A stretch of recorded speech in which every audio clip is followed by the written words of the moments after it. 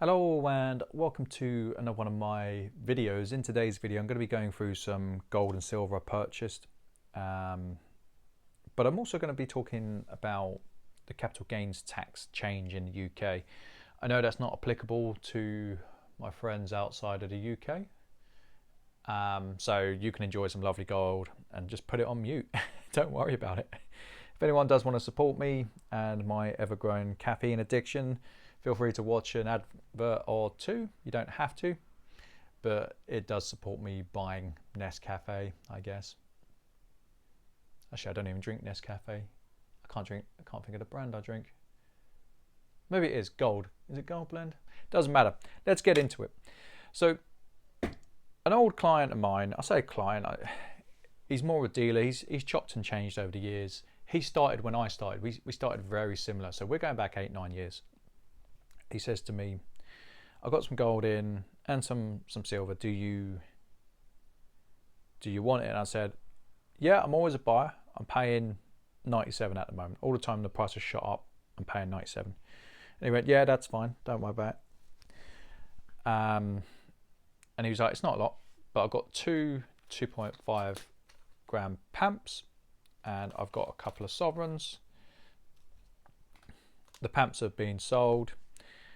There was a gentleman last night who messaged me about some coin, and he took one of the ducats, or the last ducat I had, and he said, speak to me. Oh, I said to him, I was like, I've got more bits coming in, but I can't remember what it was. So I messaged him and he's ended up taking those. So 2 and 2. I'm going to take the pamps off the background. Some nice sovereigns. Does it work as good like that? Not so sure. Let's play around with it. So yeah, let's talk about the capital gains tax. Now, it was recently announced by the current government.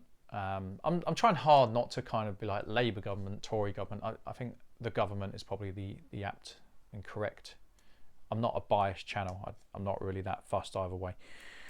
The current government has announced that they're putting capital gains tax up from 10% to 18%, which I think is an absolute kick in the teeth, if I'm being completely honest.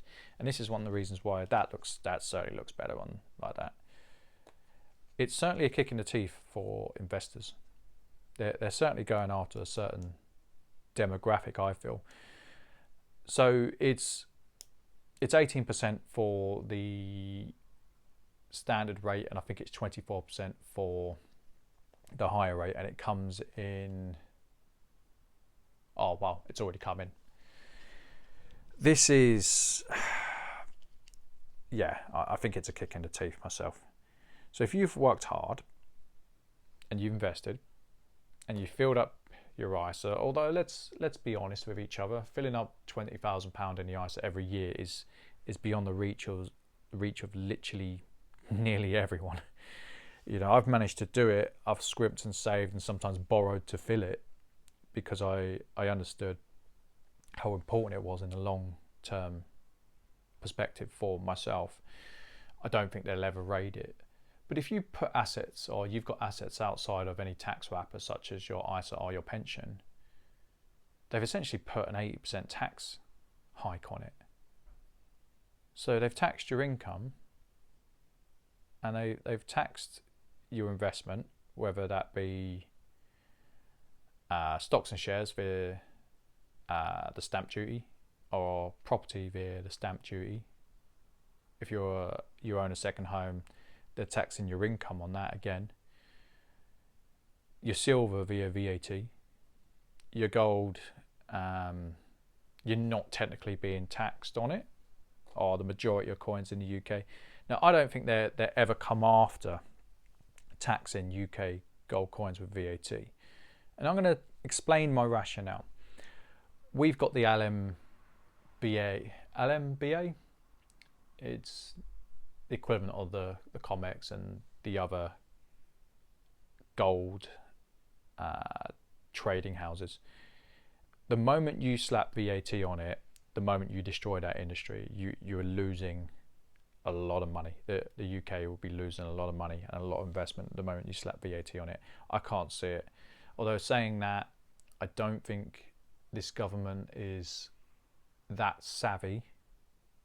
That's my view. I could be wrong. We will find out, but they could make a really stupid decision and decide to slap VAT on it. I can't see it myself, because you're putting the UK at a massive disadvantage in terms of competing, and also strategically you'd weaken UK PLC's hand, because people come to the UK, or people put assets and money through the UK because we've got the financial centres, and gold is very much a part of that. You'd have to be very dumb to tax it, or at least in my mind. Now, to go back to the capital gains tax, the reason it's not so good and the implications on gold is because you are saying to people that if you invest, we're going to come after it. So that means that coins like this, these are CGT free. Now the government could remove that status, but as a whole, they've gone from, I think it was 10,000 allowance a year to 3,000 allowance, which isn't a lot. And you can get around it if you're a savvy investor, you can. But it's not a lot of money. So say you go £4,000 over, you're essentially losing 18 pence in the pound. 180 quid you're going to lose instead of 100 quid. That's a lot of money to take from someone. Now, does that mean that the premiums for these coins are going to go up and the premiums for other coins are going to go down? I think that's going to be a byproduct of that. However, it doesn't mean you should solely go for these types of coins. Now, if you're a small term investor, like a very small fish, say you're saving £100 a month, £200 a month, I wouldn't even be bothered about the CGT free. I think it's a red herring. If you've got a lot of money, say you're spending £1,000 a month, £2,000 a month, and there are some people that do it, I think you probably should aim for your CGT free bits, whether that be gold or silver, because effectively they've almost doubled what you'd have to pay, which is crazy. It's absolutely crazy. That's my view on it. I think the government has done us all a disservice by raising that. I think it's absolutely crazy when I sat down and thought about it, but it is what it is. It doesn't mean you should go for these. Now, if you're just someone who collects things, then what does it matter? You know, pay the tax. If you enjoy it, it's okay. But if you're purely an investor, then it will certainly change what you're buying. Now, there is a couple of other things I bought. I will go through them. So these sovereigns I have yet to sell, but I've only got them this morning. I had some silver QBs, Tudor Beast, sorry. 8 of these came in. These are gone already. That's okay. And I also had 10 more of these for the rainy day fund. I've been starting to... I've been dealing with a gentleman. I said to him, whatever comes in, just send them my way. If I get too much too quickly, I can always just sell them off. That's certainly not a problem. I am working hard on this side of my rainy day fund. I have changed the name. I thought the last name was a bit scaremongery, and that's not what I aim to do on this channel. It's probably the appropriate name, but I don't want to give off the impression that you should buy this because this is going to happen. That's not the channel I run, and it's not the channel I wish to run. I don't need to shill items or push fear to sell things. I just make a fair spread. It's very simple. Like, business is good because I'm a fair trader, and that's fine. So yeah, 10 more of these. I paid, I don't even know what I paid.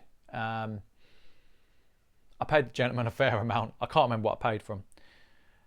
But yeah, I think there's Morgan's.